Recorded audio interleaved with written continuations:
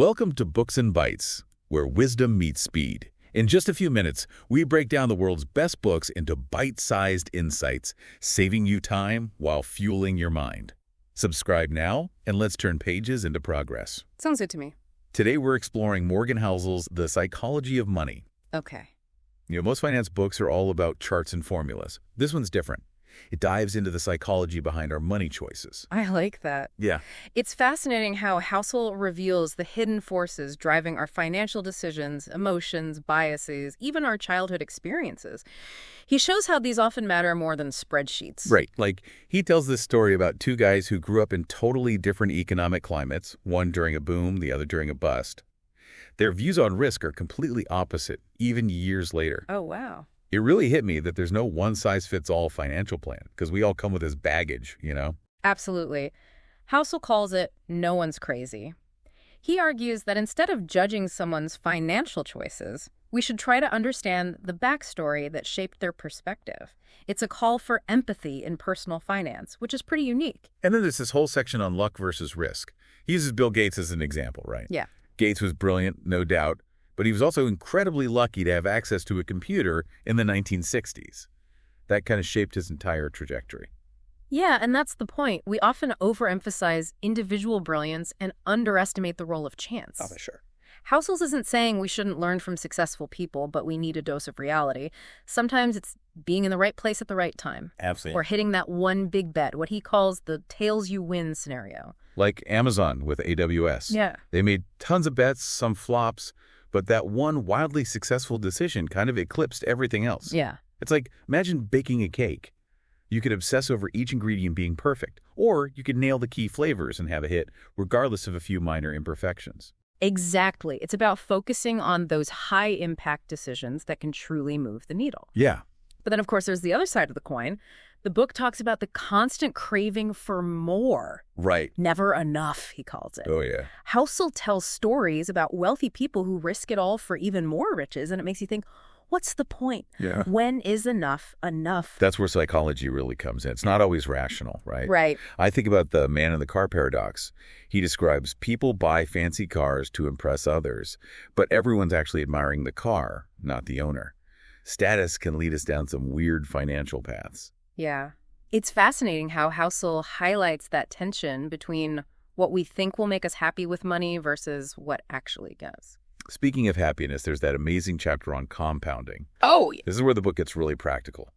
He explains how even small, consistent investments over time can snowball into huge wealth. It's like the classic Warren Buffett strategy. Play the long game. it's a powerful reminder that building wealth isn't always about striking it rich quickly. It's about patience and consistency, which, let's face it, aren't the sexiest qualities, but they're incredibly effective. And you know what else is key? Saving. Housel actually argues that saving is more important than a high income when it comes to building wealth. Really? Yeah. He even calls true wealth invisible because it's about what you don't spend, right? It's about having that cushion, that security. It makes you think about what we really value. Is it fleeting purchases or long-term peace of mind? Yeah. I know for me, that's a big shift in perspective. Absolutely. Yeah, it's a powerful concept, this idea of hidden wealth.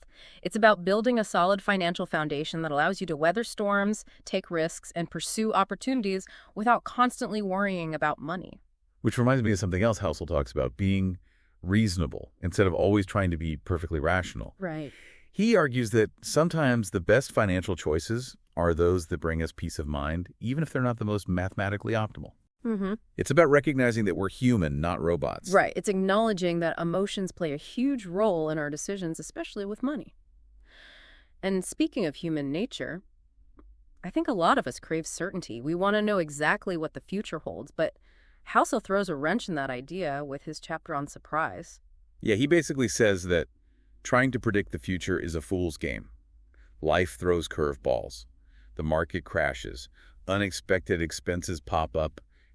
Life happens. That's why he emphasizes the importance of building a margin of safety, having that financial cushion to handle whatever life throws your way. It's about being flexible, adaptable, and not over-optimizing for a future we can't control.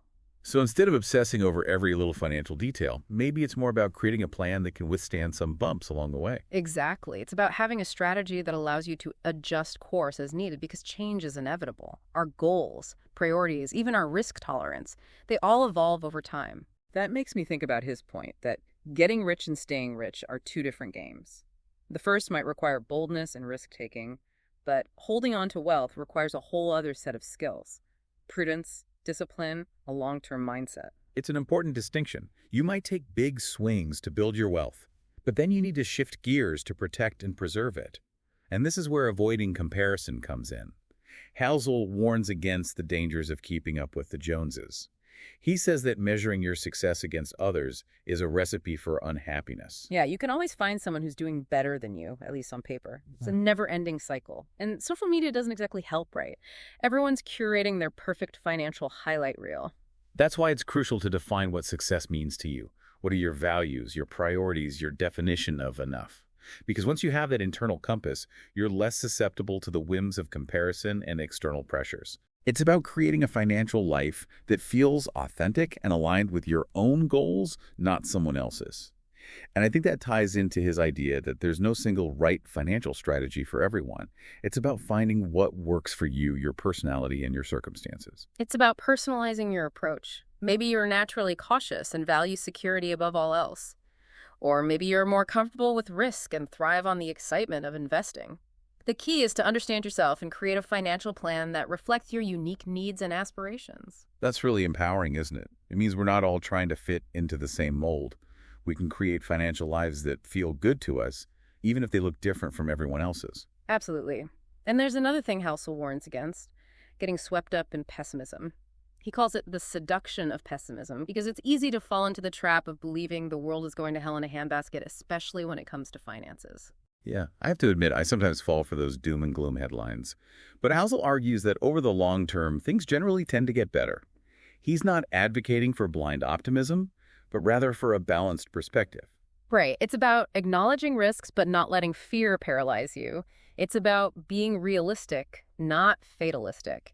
And you know what else can really cloud our judgment? Those captivating financial narratives, the stories we tell ourselves and each other about money. He has a chapter called When You'll Believe Anything, which is kind of scary. It is, because it highlights how easily we can be swayed by compelling stories, even if they're not backed by solid evidence. It's human nature to be drawn to narratives that confirm our existing beliefs, especially when those beliefs involve money. So how do we protect ourselves from falling for those misleading money myths? It's about cultivating critical thinking, questioning the stories you're told, seeking out information from reliable sources, and being wary of get-rich-quick schemes that sound too good to be true. It's about developing a healthy skepticism and recognizing that there are no easy shortcuts to building lasting wealth. It makes you realize that financial literacy is so much more than just understanding numbers. It's about understanding human behavior, biases, and the psychological traps we can fall into. Precisely. And I think that's what makes The Psychology of Money such a valuable read. It goes beyond the typical financial advice and delves into the deeper why behind our money choices. So with all this in mind, is there some magical formula for financial success, some grand unifying strategy that we should all follow? Well, that's the thing. Housel doesn't offer a one-size-fits-all solution. Instead, he emphasizes that true financial success comes from consistently applying simple but effective principles over time. Like what? Give us the goods. It's about mastering the basics. Saving diligently, investing wisely, managing risk, and avoiding impulsive decisions. It's about building good financial habits and making those habits stick, even when things get tough or tempting. It's about playing the long game, not chasing quick wins or falling for get-rich-quick schemes. You know, now that we're nearing the end of our deep dive, I'm struck by how much emphasis Housel puts on the human element of finance. It's refreshing because it makes this whole topic feel less intimidating and more relatable. I agree. He reminds us that money isn't just about numbers and spreadsheets. It's about understanding ourselves, our motivations, and our values. And he does that beautifully in the final chapter, Confessions, where he shares his own financial philosophy. It's incredibly personal and insightful. Yes, he emphasizes the importance of prioritizing financial independence and freedom over material possessions. It's about having the ability to make choices that align with your values and goals without being limited by financial constraints.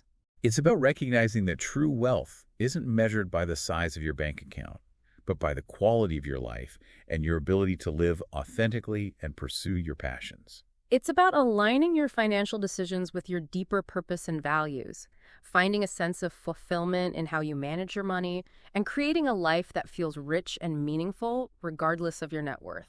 I love that. It's about shifting our focus from accumulating stuff to creating a life of true abundance and well-being. It really is. It's about moving beyond just the numbers and thinking about what truly enriches our lives. Yeah, makes you think. So for our listeners who maybe feel overwhelmed by all the financial advice out there, what are some key takeaways they can apply to their own lives from the psychology of money? That's a good question. I think the biggest takeaway is the importance of self-awareness. Okay. Understanding your own financial psychology, your strengths, your weaknesses, your tendencies is crucial. It's like taking a step back and really examining your relationship with money. What are your beliefs and attitudes toward it? How do your past experiences influence your financial decisions today? It's about becoming aware of those ingrained patterns, right? The things that might be holding us back or leading us to make choices that aren't truly serving us. Exactly. And once you have that awareness, you can start to make more intentional choices that align with your values and goals. So self-awareness is key. What else? Another big takeaway is the power of long-term thinking and patience. This is where Housel's emphasis on compounding really shines.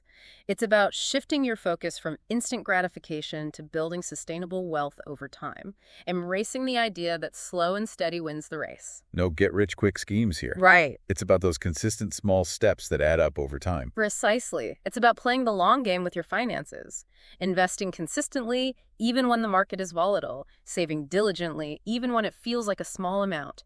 Those small actions compound over time and create a ripple effect that can lead to remarkable results. And something else that really resonated with me was Housel's idea of defining enough.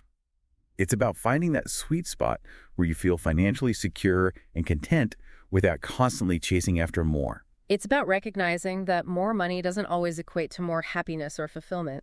It's about aligning your spending with your values and making sure your financial goals support the life you want to live. It's about finding that balance between enjoying the present and planning for the future, without letting either one completely overshadow the other. Right. It's about creating a financial life that feels sustainable and fulfilling, both in the short term and the long term. And finally, I think Housel's emphasis on embracing uncertainty is a powerful reminder that we can't control everything, especially when it comes to finances. Things will happen. The market will fluctuate. Life will throw curveballs, and that's okay. It's about building resilience and adaptability into your financial plan. Having that cushion to handle unexpected expenses or market downturns, and recognizing that it's not about avoiding risk altogether, but about managing it intelligently. It's about having a plan, but also being willing to adjust course when needed, to be flexible and adapt to changing circumstances. Exactly. It's about embracing the unknown and recognizing that it's often in those moments of uncertainty that we learn and grow the most. So much good stuff to think about. This has been a fantastic deep dive into the psychology of money. It's a book that I think can benefit anyone, regardless of their financial situation or their level of financial knowledge. I agree. It's a book that has the potential to change the way you think about money and ultimately the way you live your life. Now, before we wrap up, we want to leave you with a final thought to ponder. Think about what freedom means to you in the context of your finances. Is it about having options, security, or something else entirely? It's a question worth reflecting on because ultimately financial freedom is about designing a life that aligns with your values and aspirations. So take some time to really consider what matters most to you and start building your financial life around those priorities. Remember, you have the power to shape your financial future and create a life of abundance and fulfillment. And with that, we'll wrap up this episode of Books and Bytes. Thanks for joining us on this deep dive into the psychology of money. Subscribe now and let's turn pages into progress. Until next time, happy reading and happy investing.